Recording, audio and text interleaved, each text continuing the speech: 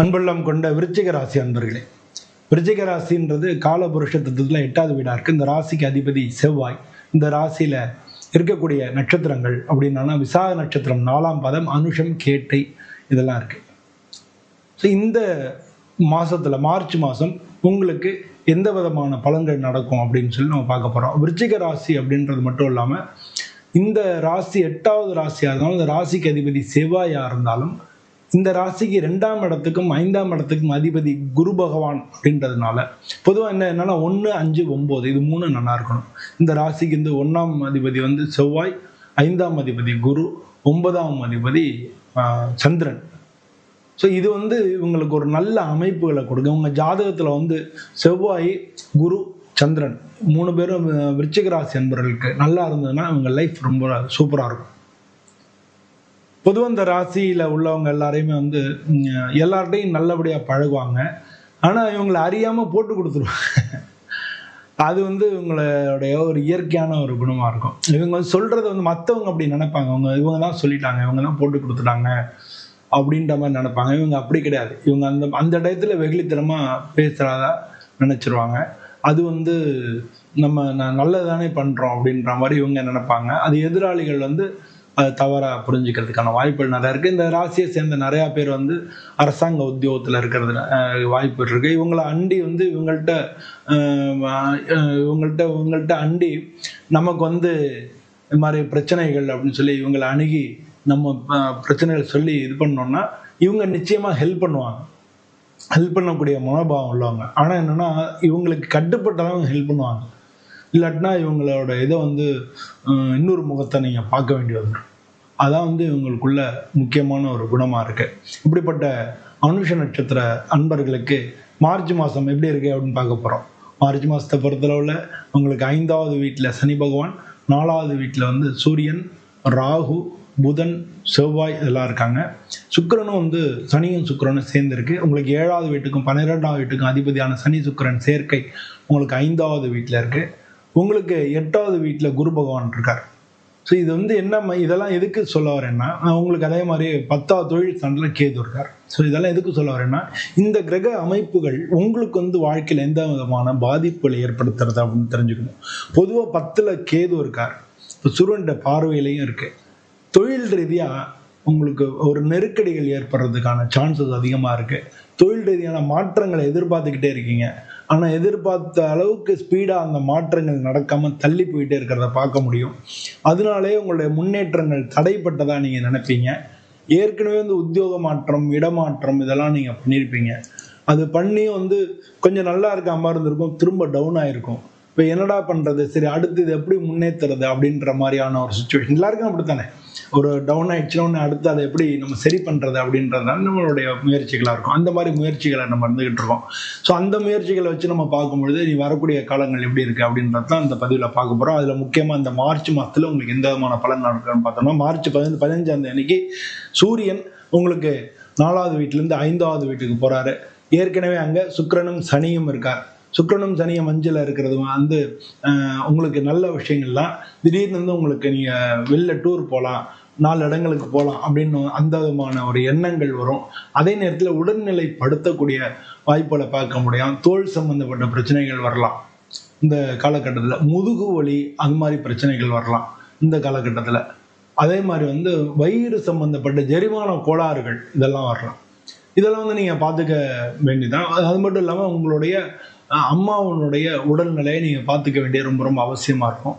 இந்த ராசிக்கு சேர்ந்தவங்க 5வது வீட்டில் உள்ளவங்க அதுக்கு முன்னாலே உடம்பு கொஞ்சம் இப்போ தேவலாமல் இருக்கும். இந்த மார்ச் மாதத்தில் கொஞ்சம் கிளியர் ஆகிடும் வச்சுங்களேன். ஆனால் அதே மாதிரி மார்ச் 11ஆம் தேதிக்கு மேலே அவங்களுக்கு எல்லாமே கிளியர் ஆகிடும்.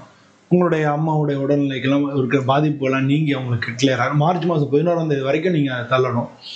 ஏன்னா குரு வக்ர குருவாக இருக்கார். வக்ர குரு அது நிவர்த்தி ஆகி குருவினுடைய பார்வை உங்களுக்கு 5வது வீட்டுக்கு 4வது வீட்டுக்கு கிடைக்கும்.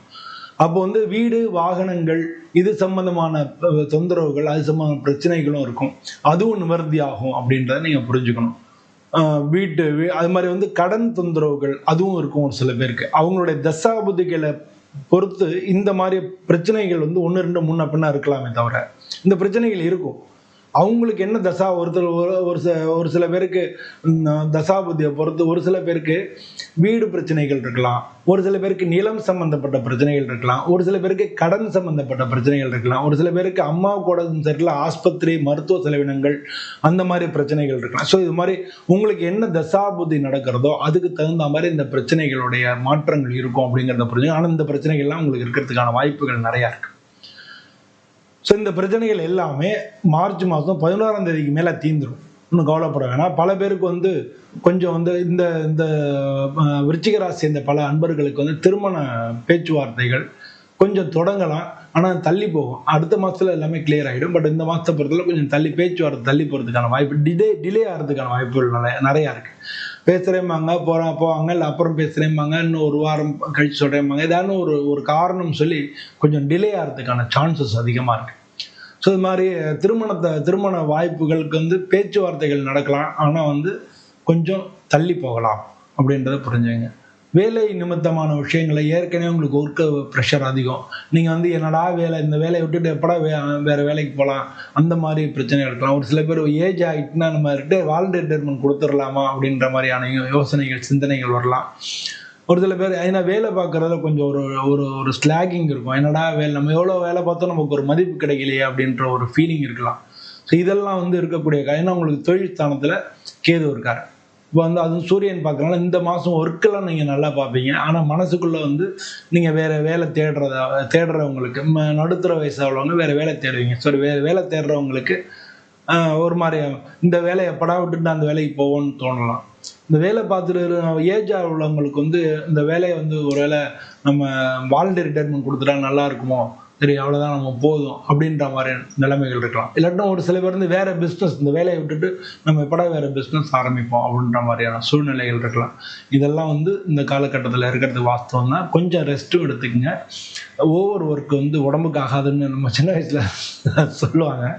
அப்படி கிடையாது. நம்ம ஒர்க்கு தான் எல்லாமே பண்ண போகிறோம். ரெஸ்ட்டுன்றது என்னென்னா இந்த எப்பவுமே ரெகுலராக பார்க்க வேலையை சம்மந்தமில்லா இன்னொரு வேலையை பார்க்குறதா ரெஸ்ட்டாக இருக்கும். ரெஸ்ட்டை படுத்து தூங்குறது மட்டும் கிடையாது, நம்மளுடைய மைண்டுக்கெல்லாம் புத்துணர்ச்சி கொடுக்கறதாக வேறு ஏதாச்சும் ஒரு நோன்றது ஹாபின்னு சொல்லுவோம் இல்லையா. அதனால தான் எக்ஸ்ட்ரா கேரிக்குலர் ஆக்டிவிட்டீஸ் பற்றி நமக்கு கேட்குறாங்க. வேலை இது ஒரு விஷயம் தயார் பண்ணோம்னா எக்ஸ்ட்ரா கேரிக்குலர் ஆக்டிவிட்டீஸ் பற்றி கேட்குறாங்க. அது நம்ம ரெஸ்ட்டாக இருக்கும்பொழுது ஒரு விளையாடுறது, அது மாதிரி வேறு ஏதாச்சும் ஒரு கார் ரிப்பேர் பண்ணுறது, இல்லை பேஷன் ஆர்ட் பண்ணுறது, இது மாதிரி நமக்கு உண்டான அந்த மாதிரி விஷயங்கள் நமக்கு நல்ல உயர்வுகளை கொடுக்கும். ஸோ இந்த மாதிரி பண்ணி தான் வாழ்க்கையை நம்ம சரி பண்ணிக்கணும். பொதுவாக இந்த ராசியை சேர்ந்தவங்களுக்கு இந்த மாதம் எல்லா விதமான பிரச்சனைகள் விலகி நீங்க நல்லபடியா இருக்கிறதுக்கு சுவாமியை வேண்டிக்கிறது நல்லது. உங்க ராசிக்கு அதிபதி செவ்வாய்ன்றதுனால இந்த காலகட்டத்தில் செவ்வாய் ராகும் சேர்ந்து இருக்கிறதுனால முருகனுக்கு வள்ளி தெய்வ ஆணையோட இருக்கக்கூடிய முருகனை வணங்குறது ரொம்ப ரொம்ப நல்லது. இந்த முருகன் கோயில் பக்கத்தில் இருக்க சிவன் கோயில சுப்பிரமணியர்னு இருக்கும், அது மாதிரி அந்த மாதிரி வணங்குறது நல்லது. தனித்த முருகன் அது வணங்குறத காட்டிலும், தனித்த முருகன் தப்பு கிடையாது, ஆனால் வணங்குறத காட்டிலும் பொதுவாக சொல்லுவாங்க இல்லையா, நம்ம ஒரு ஹோமமண்டலத்தை 50 செமையராக இருக்கணும் அப்படின்னு நம்மளே சொல்லுவோம் இல்லையா. அது மாதிரி தான் இந்த காலகட்டத்தில் வள்ளி தெய்வானையோட இருக்கக்கூடிய முருகனை நீங்கள் வணங்குறது ரொம்ப ரொம்ப நல்லது. ஒரு சில பேருக்கு திருத்தணி போயிட்டு வந்தால் திருப்பங்கள் ஏற்படும். நீங்கள் ஒரு சில பேருக்கு முடிஞ்சால் திருத்தணி போயிட்டு வாங்க. அது மாதிரி பண்ணால் இன்னும் நல்லா சிறப்பாக இருக்கும். எல்லோருக்கும் விருச்சிக ராசி அன்பர் அனைவருக்கும் நல்ல பலன்களே நடக்கும். நானும் சுவாமியை பிரார்த்தனை பண்ணிக்கிறேன்.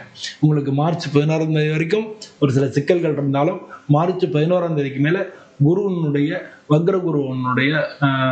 வக்ரகுரு நிவர்த்தி அடைகிறதுனால நல்ல பலன்கள் நிறையா தொடங்கி நடக்கிறதுக்கு இருக்கு. எல்லாருக்கும் நல்லதே நடக்கட்டும். இதே மாதிரி இன்னொரு வீடியோவில் மீண்டும் சந்திக்கிறேன். இந்த வீடியோ பிடிச்சிருந்தா லைக் பண்ணுங்க, ஷேர் பண்ணுங்க, உங்களுடைய எண்ணம் என்னன்றதை கமெண்ட்ல சொல்லுங்க. மீண்டும் சந்திப்போம். அனைவருக்கும் நன்றி, வணக்கம்.